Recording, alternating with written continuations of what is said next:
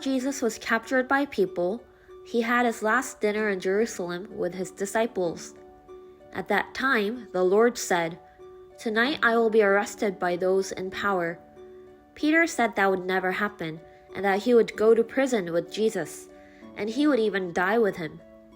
Jesus said to Peter, "You will tell people you don't know me 3 times before the rooster cries at dawn." Peter thought to himself, "Jesus really doesn't know me. How could I possibly do that?"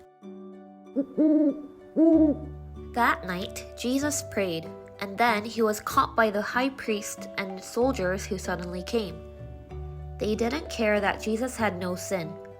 Even the people who were there could not agree on the crime he had committed. Because they had been displeased with Jesus all along, they just planned to catch him and then accuse him of any crime. The place where Jesus was taken was the high priest's house. People gathered here to see how Jesus was interrogated and punished. Of course, Peter also came here to see Jesus. Perhaps because the night was chilly, people in the yard lit a fire to beat the cold. There were a lot of people, and because he thought people didn't know him, Peter walked a little closer to the fire. The light was blazing, and a servant girl saw Peter's appearance, illuminated by the light. She spoke, "Weren't you by any chance with the man named Jesus being interrogated over there?" Peter laughed and said, "I don't know that person." But doubts come one after another. A little later, another person looked at Peter and spoke again. "No, now that I think about it, I think you were with him too." Peter again said, "Hey man, what are you talking about? I have nothing to do with that person." A little later, someone spoke again. "You have a Galilean accent, right? You were definitely with him."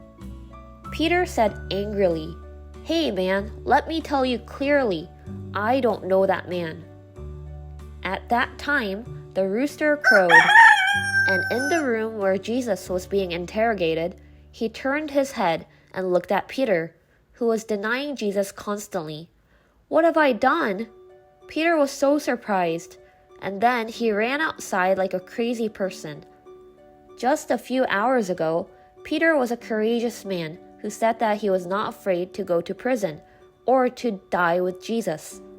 But at the same time, he was also a person who would break down at a single word from someone. Maybe our faith is like that too. When we gather together to worship, pray, and praise, when the atmosphere is good, we speak like Peter. "I'll be with Jesus. Even if I die, I will not leave the Lord." But once that warmth disappears, we fall apart because of simple things or a simple word. When Peter reached the wall, he cried and cried and cried. It seems like believing in Jesus is something that can be achieved with just a strong resolve. Remember what Jesus told us. Pray that you will not enter into temptation. So rather than shouting, "I am a person of good faith," we must pray, "Lord, I am weak. Help me." Then the Lord will help us both at the moment of decision and in our daily lives.